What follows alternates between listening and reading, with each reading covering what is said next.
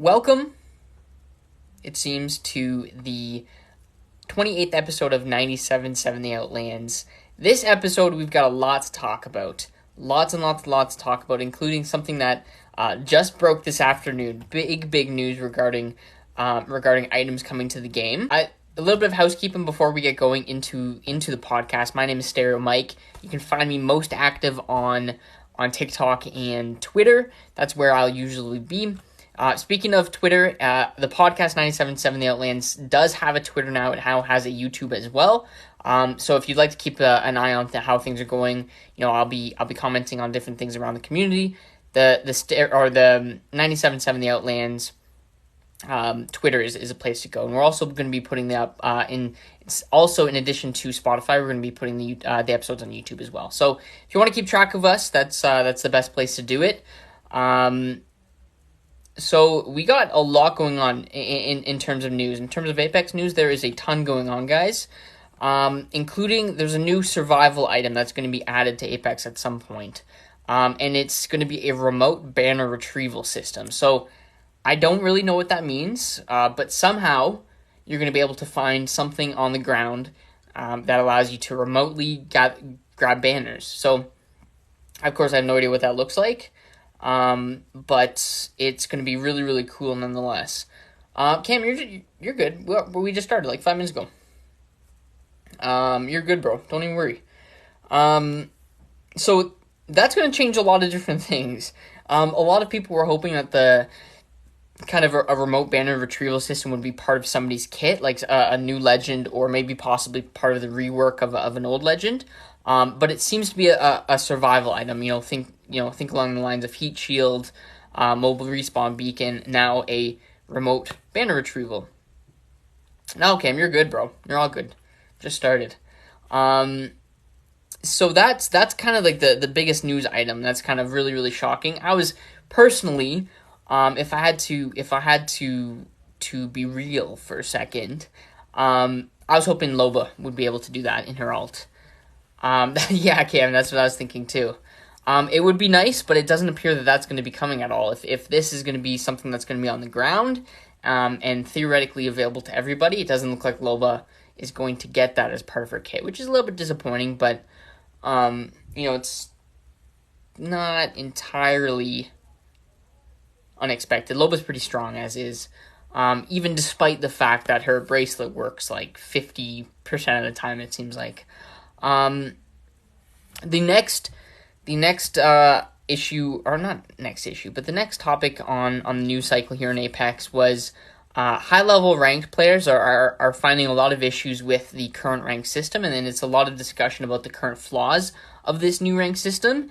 And I think partly to blame was a couple weeks ago, Respawn made the decision due to really low pred populations to include gold and platinum players into pred lobbies, right? Because before, in the old system, we're talking about seasons ago, like even before the last change, it was Diamond 2 and above you played in pred lobbies, and then they made it so that all of Diamond plays and that kind of stuff. But now, if theoretically, if you're in gold or platinum on PC, you could be getting stomped by TSM, which is Hal is pushing for top 10 Predator. Like it's not exactly competitive. A lot of people will say that gold players are the X Masters players who are already in those lobbies and whatnot, but I'm a gold player. Certainly not on PC. I know it's a little bit different, but like if I would get stomped, I would have no chance to gain RP if it was put in typical rank and Predator lobbies. Like the lobbies are already really good with really good players. But I don't think golds and platinums need to be in those lobbies, right? We have the population in Diamond now that if you're in Diamond, sure, you're playing in those lobbies. You're a great player, but I don't know. People are having a lot of issues because I heard Zaddy talk about it in a way that was basically the top Predators and the top players right now. It's basically a race of who can farm plat players, And he said who can buy them in bulk, which is pretty funny. So Nicewig actually said that before the changes to include the golds and platinum players in those lobbies, the season was a 10 out of 10, but now it is slid to a 4 out of 10. So a 60% loss in enjoyment for Nicewig, just because of that change. Because a lot of players are saying it feels quite a bit less competitive, and of course it would be. If somebody with a certain amount of play time and a certain play style could get to gold on PC no problem, and then all of a sudden if they're thrust into these huge high level lobbies, they're just going to get farmed. They're gonna stand no chance. And I think that's what we're seeing a little bit. So that was another issue, and then a lot of discussion surrounded the gold knockdown shield as well, and whether or not that should stay. With the new ranked system, there's a lot more people surviving until the later ends of the game. We're talking like Zone 5, like Final Zone. And it's a little bit cheap, seeing all these players, come in third due to gold knockdowns. And on Stormpoint with the armories, there is a lot of gold knockdowns in the loot population. So, a lot of players are talking about removing it completely just so it completely has no effect on ranked. I would love to see it out of ranked, to be honest, but some people are also saying, round 5 maybe it gets disabled, or I don't know, right? But the easiest solution, I think the most forefront solution was just to take it out of ranked, right? It's not in competitive play, it's not in custom lobbies. So if ranked is going to go that direction, I don't think it should be there. Yeah, Anime. Have you played much ranked this split? Because I was struggling in gold too. Struggling immensely. I think I'm gonna sneeze again. Maybe not. Maybe yes. I don't know. I can't decide. I'm just gonna move on. And then the final thing about the ranked that I'll mention is we are seeing a lot more Horizon played in high level lobbies. In Masters and Predator lobbies, she makes up 17.4% of the picks. And then that's all obviously breeding a lot of frustration based around her ultimate and dying to her ultimate and their arc stars, that kind of thing. Somebody said she's this season's Revenant, just very griefy, which I understand, and it'll likely something to keep an eye on. It'll likely lead to a nerf at some point as well. And here comes the sneeze. No, come on! Oh my gosh! The sneeze is like blue balling me. I don't know if that was the right term, but you're strongly soul on bronze. Yeah, dude, I think you get through that easy. I think if you play consciously and play smart, easy peasy. Moving on to the next piece of news here. The new patch came out on June 7th. I guess that was Wednesday? I think it was Wednesday. And that patch was a very small one. It was only about, I think it was only like 500 megabytes on my end on PlayStation, but it included some fixes to ranked rewards. Some players in the past have not received for example, their Predator trail when they finished, top 200 Predator. It says they finished in Masters. So hopefully that's a fix. People will be getting their Masters trail, the Masters badges, that kind of thing. And then even I saw it happen with Masters players as well. It glitching to Diamond 4, or whatever, even if the person finished really high up in Masters. So hopefully that'll be fixed for players. They made some changes around the IMC armories, and they made the fixes. You can no longer apparently clip through the roof. Hopefully that means it's fixed to Ashe ultimates. Hopefully you can't do that anymore. And then also I saw Revenant can clip through the roof as well. So hopefully they fix that as well. And then also they fixed the mantling bug, where if you took the teleport at the bottom, you wouldn't be able to mantle anything, which was annoying. And also the Newcastle Thud should be gone with this recent patch, so that's very, very good. Xbox Next Gen Audio got some upgrades as well. Hopefully that's a fix for it there. No Loba fix quite yet, which was disappointing for a lot of people as well.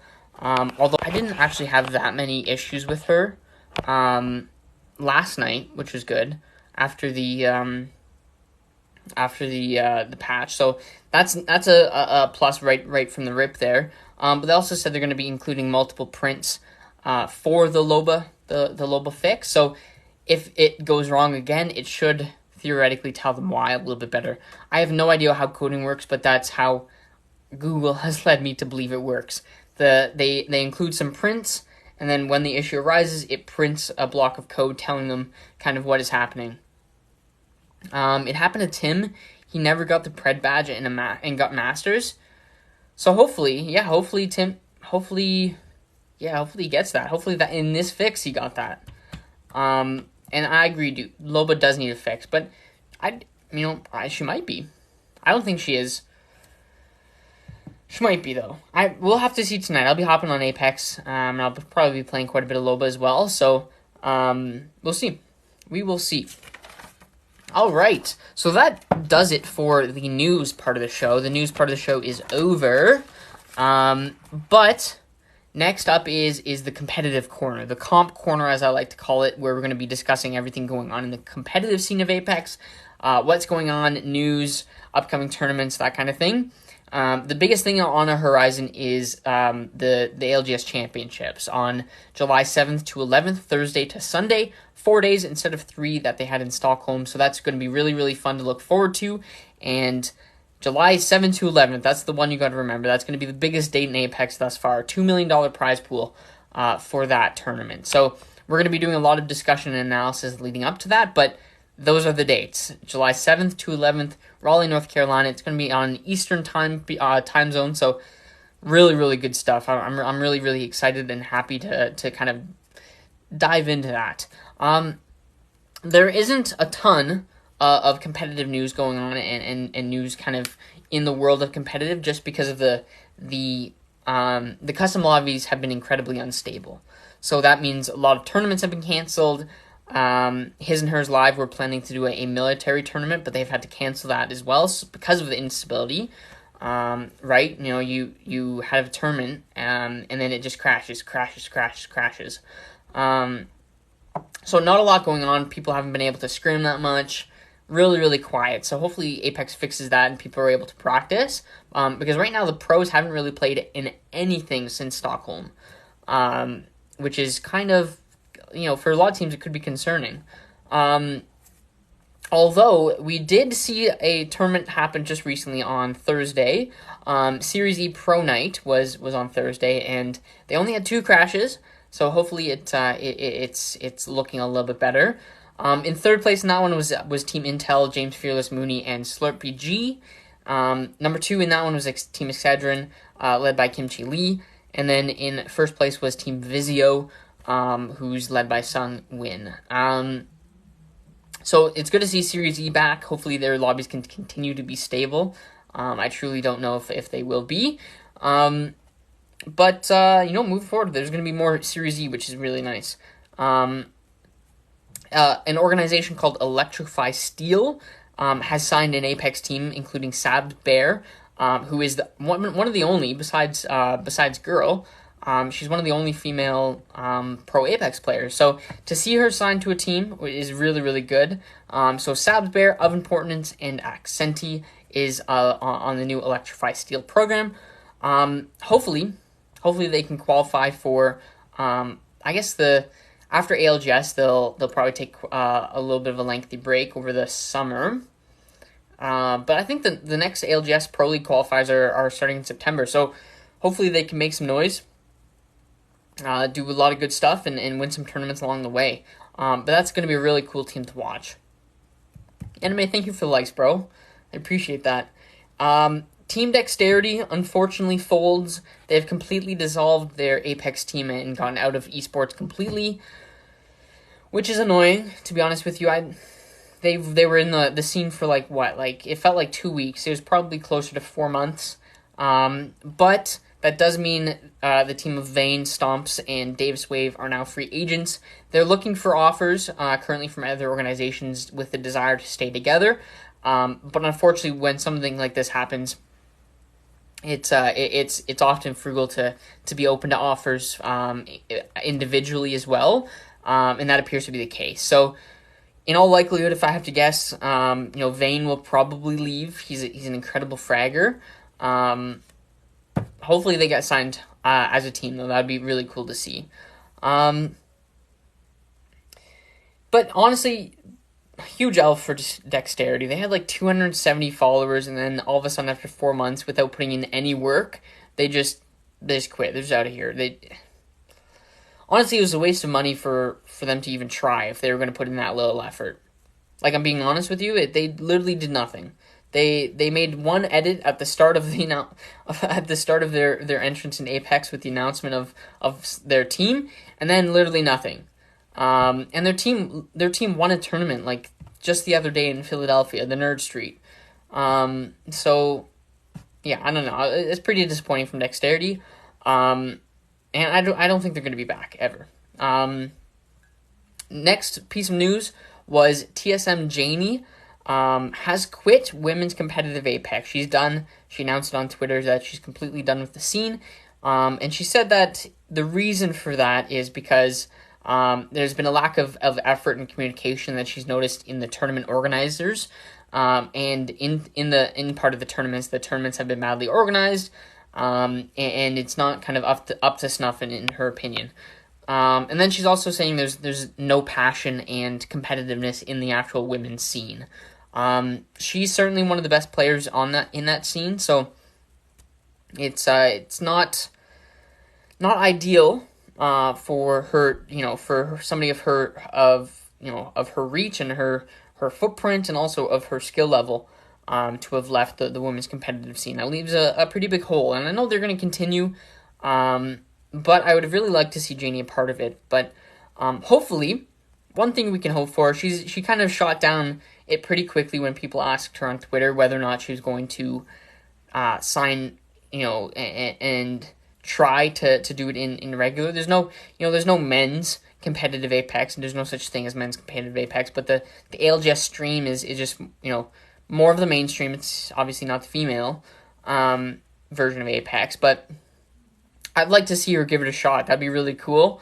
I think she can absolutely compete in these tournaments and really, really show off what she's got to offer. So that would be cool. She shot it down really, really quickly on Twitter when people asked her if she's going to play, quote unquote regular Apex. But we'll have to see. I also wouldn't be surprised if this is it for Janie, because creating content is incredibly lucrative, as we know. The final piece of news here, and actually the final bit of the show, we've kept it really, really concise so far today, and I really, really, really like that. NRG Sweet has called out his teammates' work ethic. And he did that live on stream, which was a little bit interesting to see. It's not something that you see in traditional sports very often as well. Like, I couldn't imagine one of the big four sports professionals calling out their teammates like that. It was a little bit insane. Who's your team for ALGS? My team for ALGS is Enaju Baka and Enaju Nathan. You probably have never heard of them before because they don't play the fucking game that they're paid to play, and they are slowly washing themselves. Let's do a quick check on Nate's hours in the game. Let's do NRG Nathan. What do you guys think? Does Nate have 20 hours in Apex the last 2 weeks? All right. He has 183 hours in the past 2 weeks. Are 20 of these Apex?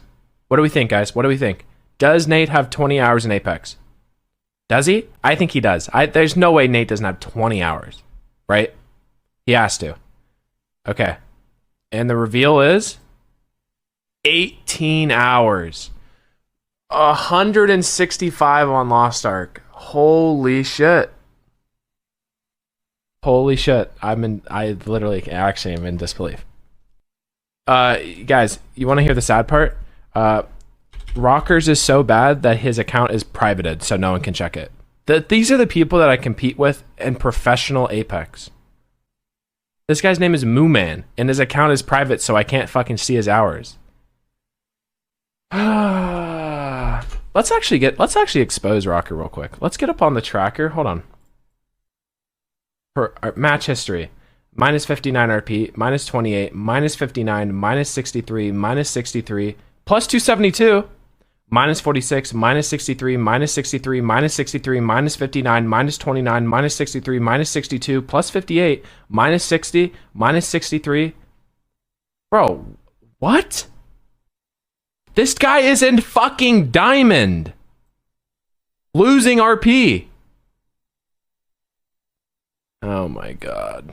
Mostly everybody I know and everybody I play Apex with has more than 20 hours in Apex over the last 2 weeks. So that was kind of funny as well. And then Rocker, he's completely off just playing Minecraft. He's privated his account. He's making sure nobody's able to see it and look up those kind of things.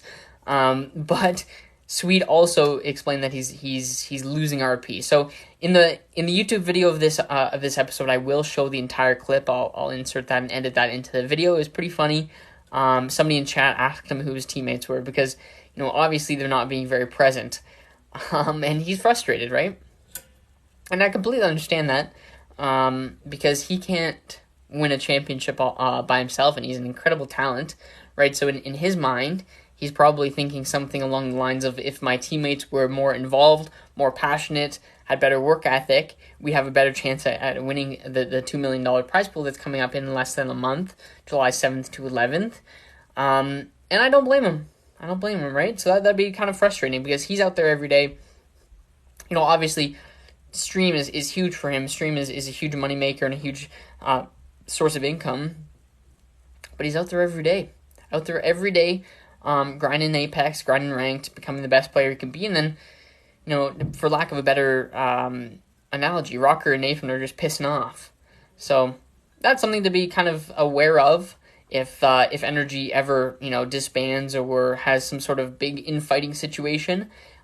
This could be a source because obviously, I don't want to speak for Sweet here, but oftentimes what happens in my personal life or in other streamers' personal life is they deal with something and emotions offline for so long. He's feeling this way. He's feeling like his teammates aren't putting in the work. He feels like that offline. It builds, and then it finally breaks through in public on stream, and it's there on the internet forever. So on the YouTube version of this show. And I'll even probably edit in thinking about it, I'll probably put a audio version of it in the episode as well. But it was, I've never seen it before in sports, really. He called them out like clear as day. And that's partly just Sweet too. So that was the last little tidbit of competitive news, and that about does it for the show. I do have an announcement. We're going to be joined by a guest next episode on next Thursday at 8:30. We're going to be joined by Anticore. I'm going to be putting his links in this description of the podcast as well. If you haven't had an opportunity to check out Anticore, Corey's a really, really cool guy. We've had him on the show before, and he's just electric. I really like the guy. So we're going to have him on the show. We're going to talk about all things Apex. We're going to talk about where things are at, what he's feeling like, just, wherever it goes sort of thing. But my name is Mike. Thank you so much for hanging out in this podcast. It will be live on Spotify and YouTube tomorrow. Make sure you're following the podcast Twitter to stay up to date and to stay most recent on all the news and everything like that. So, again, my name is Mike. Thanks for being you, and thank you for enjoying this podcast. We're going to be coming to next week as well. See you.